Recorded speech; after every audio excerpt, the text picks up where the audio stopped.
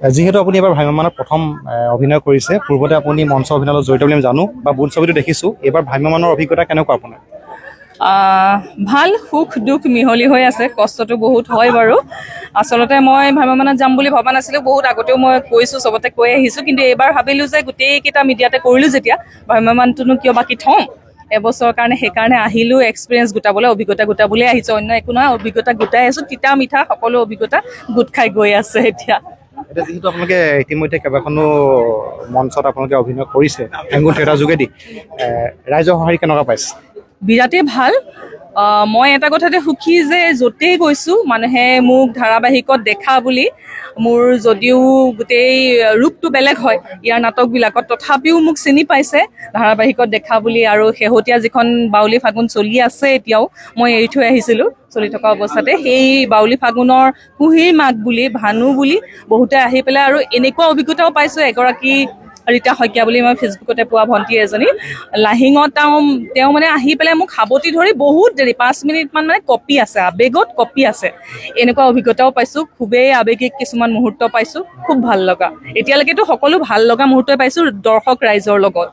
বা এইখিনিতে মই আপোনাক এটা প্ৰশ্ন কৰিম, যিহেতু আপুনি যথেষ্ট অভিজ্ঞ অভিনেত্ৰী, হয়তো ভ্ৰাম্যমানত নতুন হ'ব পাৰে, কিন্তু এতিয়া হততে এটা অভিযোগ উত্থাপিত হৈ আছে যে এইবাৰ ভ্ৰাম্যমানক বহুতে আনন্দ মেলাৰ লগত তুলনা কৰিবলৈ আৰম্ভ কৰিছে, আৰু যিহেতু দেখা গৈছে প্ৰাৰম্ভিক পৰ্যায়তে ভ্ৰাম্যমানত যথেষ্ট অঘটন ঘটিবলৈ আৰম্ভ হৈছে। এই ক্ষেত্ৰত আপুনি এগৰাকী অভিজ্ঞ অভিনেত্ৰী হিচাপে কি ক'ব? প্ৰকৃততে ভ্ৰাম্যমান আনন্দ মেলালৈ পৰ্যবেক্ষিত হৈছে নেকি? সেইটোনো মই এতিয়া নিজে ভ্ৰাম্যমানত থাকি পেলাই ক'বলৈ অকণমান অসুবিধা হয়, কিন্তু এটা কথা মই দৰ্শক ৰাইজক ক'ব পাৰোঁ যে হেঙুল থিয়েটাৰত আনন্দ মেলা কেতিয়াও নহয়। হেঙুল থিয়েটাৰত সদায় নাটকত আৰু অভিনয়ৰ ওপৰত গুৰুত্ব দিয়া হয়। গতিকে হেঙুল থিয়েটাৰত আহি মই ক'ব নোৱাৰোঁ যে থিয়েটাৰত আনন্দ মেলা হয় বুলি।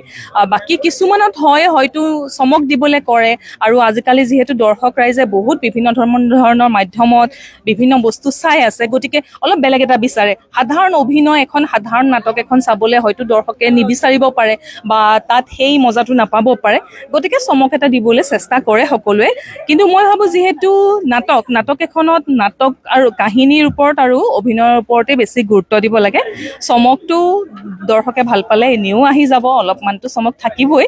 আৰু আনন্দ মেলাবিলাক যিহেতু বেলেগে হয়, সেইখিনি তেনেকৈ মেলা হৈ থাকক, এক্সাৰচাইজ বাকীবিলাকো বেলেগ হৈয়ে থাকক।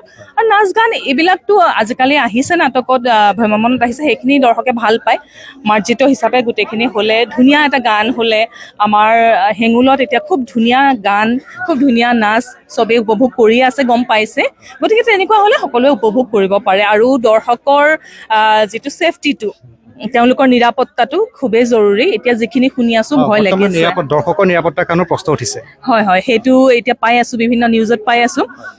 আমাৰ এইখনৰ কথাই মই ক'ব পাৰোঁ, যিহেতু অন্যৰ লগত মই এতিয়া জড়িত নহয়। আমাৰ ইয়াত দৰ্শকৰ নিৰাপত্তা সম্পূৰ্ণ চোৱা হয়, আৰু দৰ্শকৰ মাজত তেনেকুৱা একো কৰা নহয়। আমাৰ অভিনেতাখিনিৰহে অকণমান কেতিয়াবা কিছু অঘটন ঘটিছে, দৰ্শকৰ কোনো ধৰণৰ অঘটন ঘটা নাই, নঘটেও, আমি এইটো গেৰাণ্টি দিব পাৰোঁ আমাৰ ফালৰ পৰা। ঠিক আছে, থেংক ইউ। ধন্যবাদ।